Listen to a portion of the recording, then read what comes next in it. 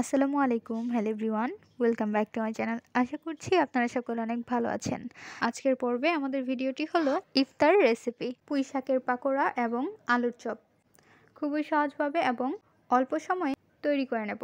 চলুন কথা না বাড়িয়ে রেসিপিটি দেখে নেওয়া যাক। বিসমিল্লাহির রহমানির রহিম। নিয়ে নিচ্ছি পুঁই শাক। পুঁই শাকটি ভালোভাবে ধুয়ে কুচি কুচি করে কেটে নিয়েছি।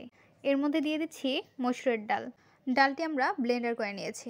অ্যাড করে দিচ্ছি ধনিয়া পাতা কুচি, গুঁড়ো মরিচের গুঁড়ো, হলুদের গুঁড়ো, স্বাদ অনুযায়ী লবণ, পেঁয়াজ কুচি, কাঁচামরিচ, 5 থেকে 6টি কাঁচামরিচ আমরা কুচি কুচি করে কেটে নিয়েছি। দিয়ে দিচ্ছি বেসন। বেসনটি দিয়ে হাত দিয়ে ভালোভাবে মেখে নিতে হবে। একটু সময় নিয়ে মেখে নিতে হবে। ভালোভাবে মাখিয়ে নেওয়ার পর আমরা রেস্টে রেখে দেব 15 থেকে 20 মিনিটের জন্য। চলে আসলাম 20 মিনিট পর। পেঁয়াজের ডোটি আবারও আমরা মেখে নিচ্ছি। তেলটি ভালোভাবে গরম করে নেওয়ার পর এর মধ্যে দিয়ে দিচ্ছি পেঁয়াজু। মিডিয়াম সাইজ করে পাকোড়াগুলো আমরা ভেজে নিচ্ছি। পাকোড়াগুলো এক পাশ হয়ে গেলে আরেক পাশ উল্টে দিতে হবে।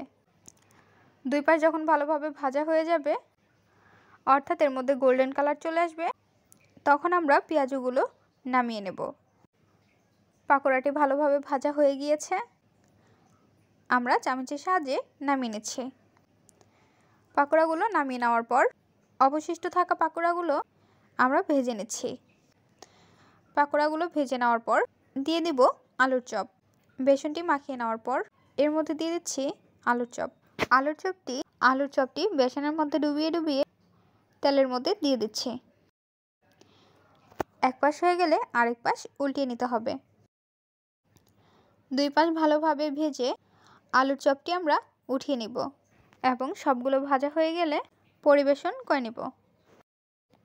তৈরি হয়ে গেল মজাদার, মুখরোচক আলুর চপ এবং পুঁই শাকের পাকোড়া। রেসিপিটি আপনাদের কাছে কেমন লেগেছে তা অবশ্যই জানিয়ে দেবেন আপনাদের মূল্যবান মতামতটি। ভিডিওটি যদি ভালো লাগে তাহলে অবশ্যই একটা লাইক করে দেবেন এবং সাবস্ক্রাইব করে আমাদের পাশে থাকবেন। আরও মজার মজার রেসিপি দেখার জন্য সবাইকে আমন্ত্রণ জানাচ্ছি।